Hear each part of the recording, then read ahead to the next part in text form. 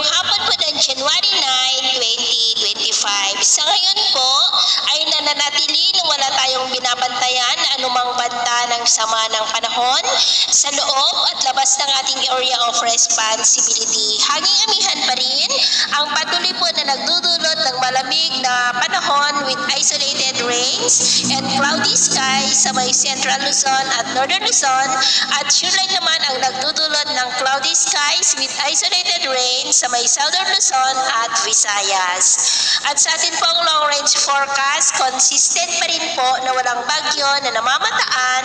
na tatawid po sa ating kalupaan for the next 2 weeks. At sa lagay ng ating panahon, ngayong hapon ay maulap pa rin ang kalangitan with isolated rain sa malaking bahagi ng Mindanao, Visayas, Southern Luzon, ilang bahagi lamang ng Central Luzon at Northern Luzon.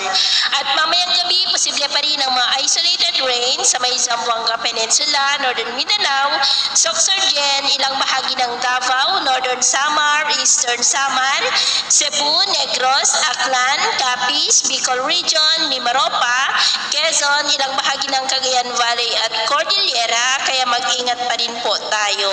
Sa atin naman pong mga baybayin, dahil po sa amihan at shear line ay maalon sa mga baybayin ng Batanes, Babuyan Island Seaboard,